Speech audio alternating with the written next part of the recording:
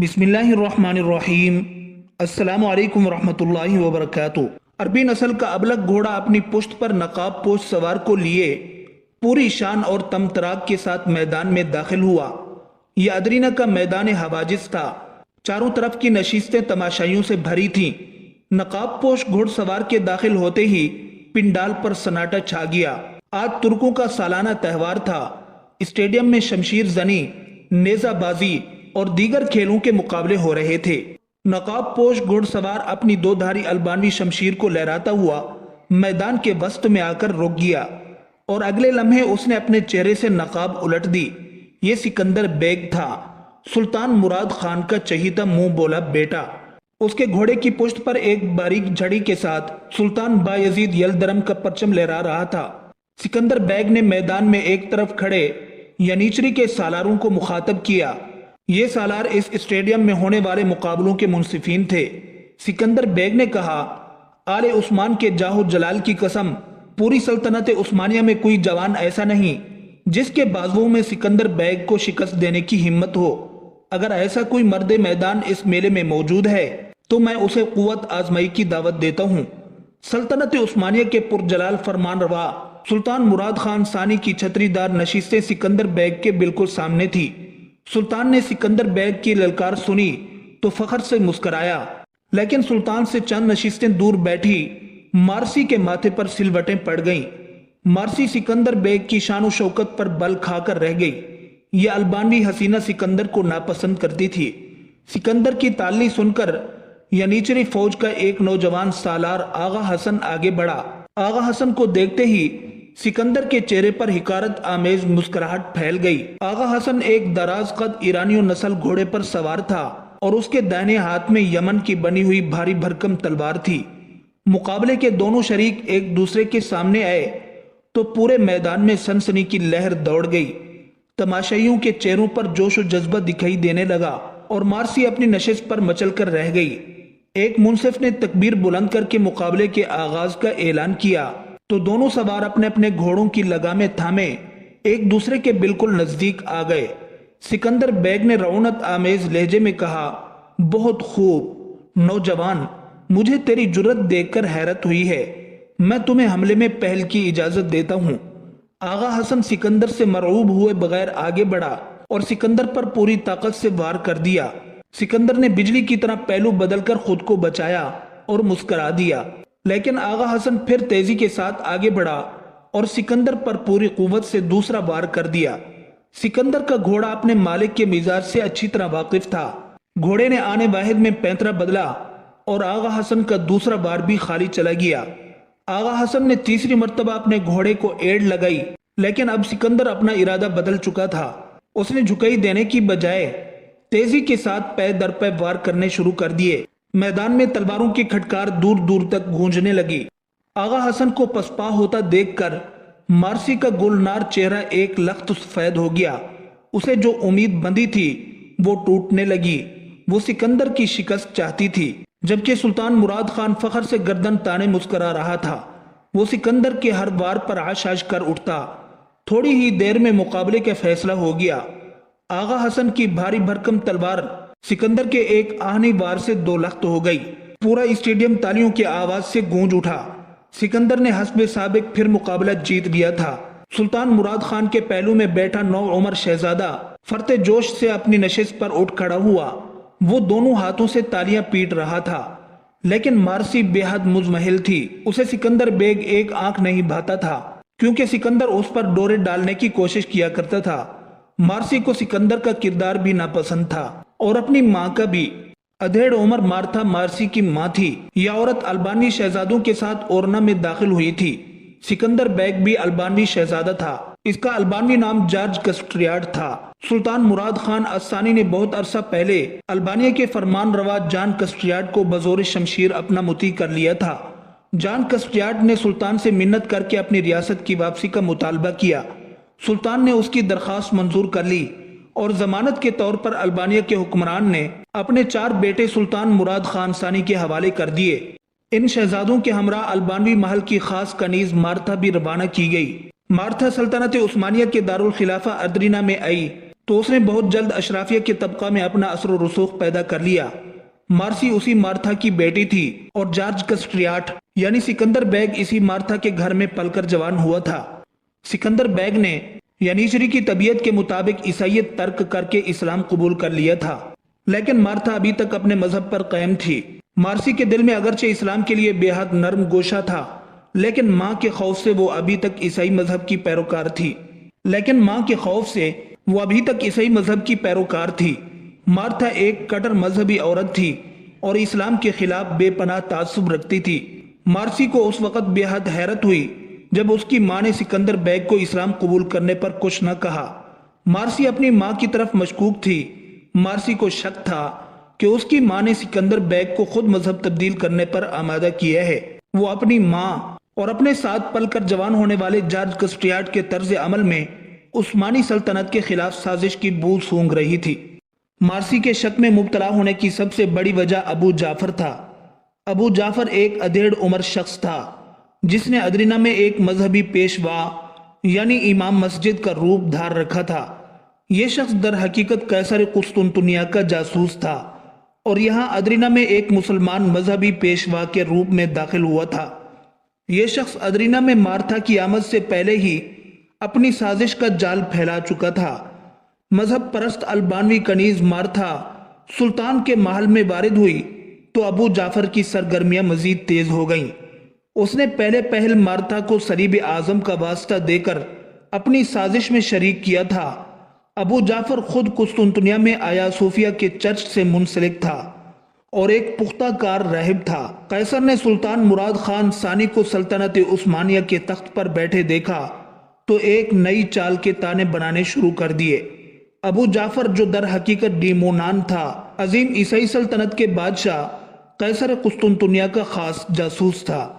قیصر قسطنطنیہ مینوئیل کے پاس عثمانی سلطنت کے دارالخلافہ ادرینہ کی ایک خبر ہر ماہ باقاعدگی کے ساتھ پہنچتی تھی اور ادرینہ میں قیصر کی اس ساری سازش کا سرغنہ ابو جعفر تھا۔ یہی ابو جعفر پچھلے 12 سال سے مارسی کی ماں کے مکان پر آیا جایا کرتا تھا۔ مارسی بچپن سے ہی اس سے متنفر تھی اور وہ اس کی مکارانہ صورت کو دیکھتے ہی کھول اٹھتی۔ اسے ابو جعفر کی حقیقت کے علم نہیں تھا، لیکن وہ اس کی عادات و اطوار سے اب تک بخوبی اندازہ لگا چکی تھی کہ یہ مکار شخص یقیناً وہ نہیں جو اوپر سے نظر آتا ہے۔ ابو جعفر مارتھا کے گھر ہوتا تو دونوں بند کمرے میں بیٹھ کر دیر تک باتیں کرتے رہتے۔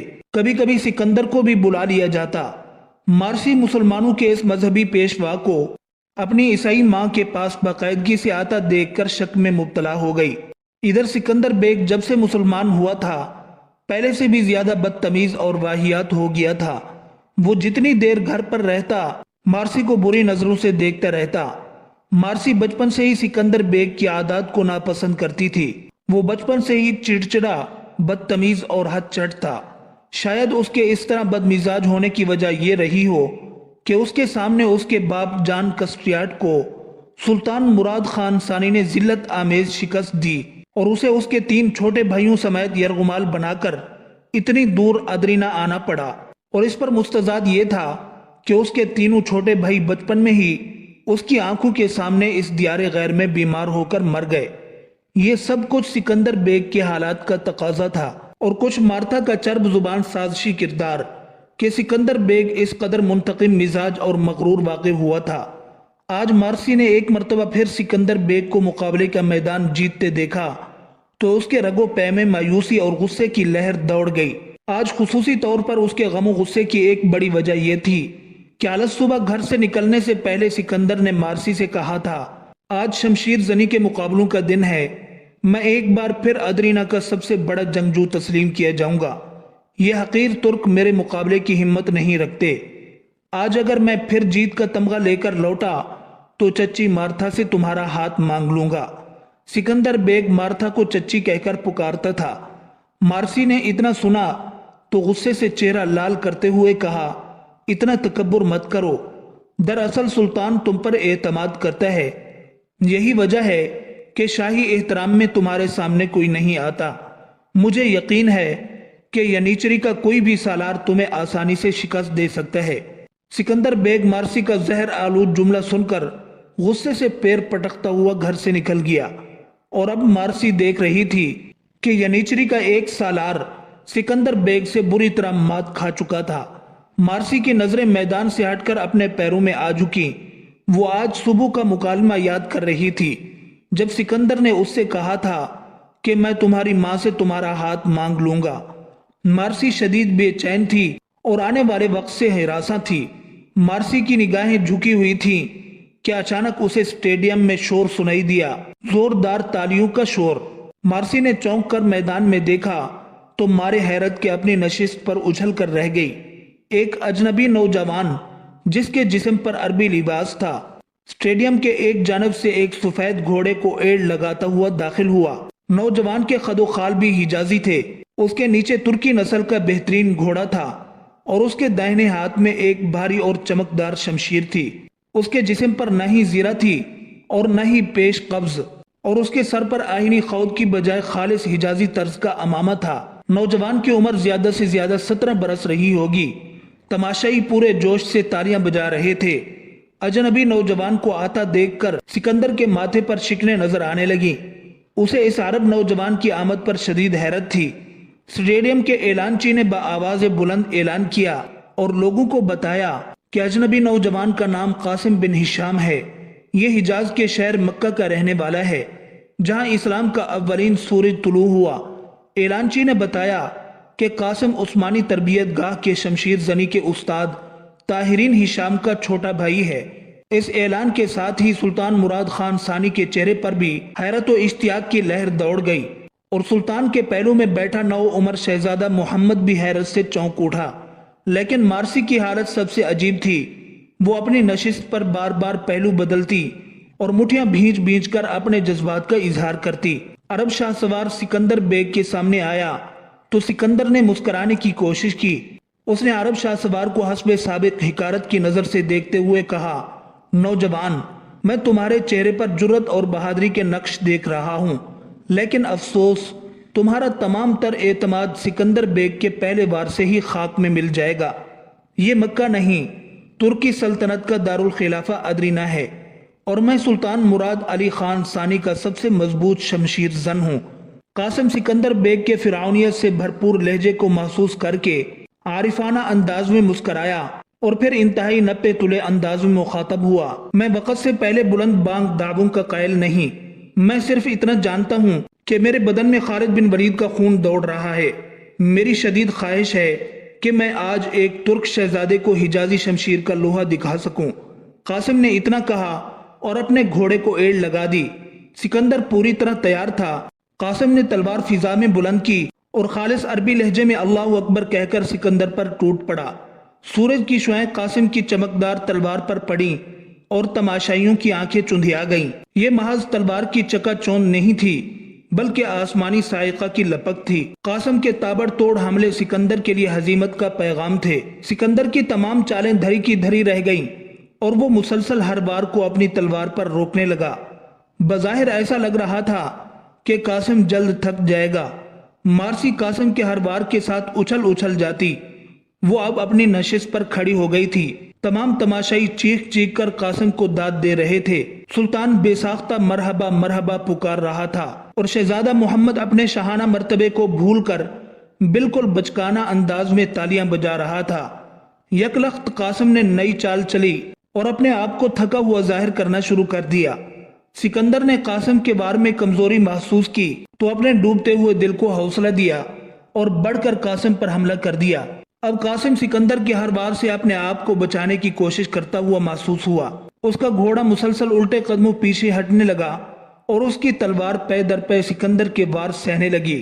سکندر بھی بری طرح تھک چکا تھا اور چاہتا تھا کہ کسی طرح جلد از جلد یہ مقابلہ ختم ہو۔ اچانک قاسم نے اپنے گھوڑے کی پشت پر اپنے پاؤں کھینچ لیے اور زمین پر اکڑوں بیٹھ گیا۔ اگلے لمحے تماشائی قاسم کا کرتب دیکھ کر حیران رہ گئے۔ قاسم نے اپنے بدن کا بوجھ اپنے پیروں پر ڈالا اور ایک جھٹکے سے کھڑا ہو گیا۔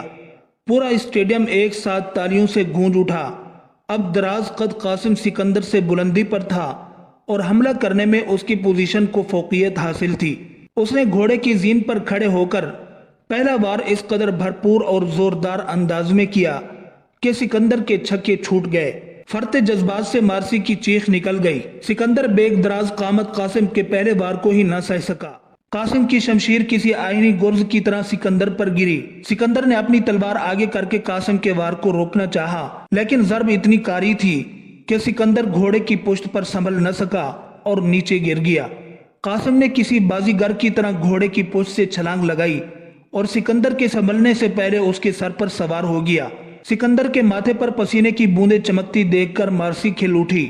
سلطان مارے اشتیاق کے خود تالی بجانے لگا۔ قاسم نے زمین پر قدم رکھتے ہی سکندر کو آڑے ہاتھوں لے لیا۔ سکندر ابھی پوری طرح سنبھل بھی نہ پایا تھا کہ قاسم نے بجلی کی سی تیزی کے ساتھ اس پر حملہ کر دیا۔ اب سکندر کو اپنی شکست صاف نظر آ رہی تھی۔ قاسم نے یک لخت پہلو بدلا اور اچھل کر سکندر کے بائیں پہلو پر زوردار ضرب لگانے کا جھانسا دیا۔ سکندر نے تیزی سے تلوار آگے کی، لیکن وہ قاسم کی چال نہ سمجھ سکا۔ قاسم نے بائیں پہلو پر حملہ کرنے کی بجائے ہوا میں ہی اپنا ارادہ بدلا اور سکندر کے دائیں بازو پر تلوار کی زوردار ضرب لگائی۔ سکندر کے بازوؤں پر آہنی بازو بند چڑھے ہوئے تھے۔ قاسم کی تلوار نے لوہے کے بازو بند کو کاٹ کر سکندر کے بازو کو معمولی سا چیر ڈالا۔ خون کے قطرے زمین پر گرے تو یکدم سٹیڈیم میں موجود تماشائی خاموش ہو گئے۔ قاسم نے صورتحال کی نزاکت پر غور کیا اور ایک لخت اپنے تابڑ توڑ حملوں کا سلسلہ روک دیا۔ وہ سکندر کو پیچ و تاب کھاتا چھوڑ کر چند قدم پیچھے ہٹ گیا، جہاں مقابلے کے جوان ایک قطار میں کھڑے تھے۔ تمام لوگوں کے چہروں پر حیرت اور اشتیاق کے جذبات سب تھے۔ قاسم بے خبر انداز میں اسٹیڈیم کے تماشائیوں کی جانب دیکھ رہا تھا کہ سکندر بے اصولی کا مظاہرہ کرتے ہوئے تیزی سے قاسم کی جانب لپکا۔ اگر مارسی اپنی نشست سے چیخ کر قاسم کو خبردار نہ کر دیتی تو سکندر یقیناً قاسم کی گردن کاٹ لیتا۔ قاسم نے مارسی کی چیخ سنی اور ایک لمحے میں صورتحال کا اندازہ کر لیا۔ اگلے لمحے وہ کسی چیتے کی طرح اپنی جگہ پر اچھلا اور گھوم کر نہ صرف سکندر کے وار سے خود کو بچا لیا بلکہ پوری قوت سے سکندر پر حملہ بھی کر دیا۔ تلواروں کی چھن چھن انتہائی سرعت کے ساتھ سنائی دینے لگی اور پھر تماشائیوں نے دیکھا کہ قاسم کے ایک عجیب و غریب وار سے سکندر کی تلوار اس کے ہاتھ سے چھوٹ گئی اور کسی 14ویں رات کے چکور کی طرح پھڑ پھڑاتی اوپر کی طرف اڑاتی چلی گئی۔ اب سکندر خالی ہاتھ تھا۔ قاسم نے بھی تلوار پھینک دی اور سلطان مراد خان ثانی کی موجودگی کا خیال کیے بغیر سکندر پر عراقی فن پہلو کا ایک ایسا دو آزمایا کہ اسے زمین سے چند فٹ اوپر اٹھا کر بری طرح پٹخ دیا۔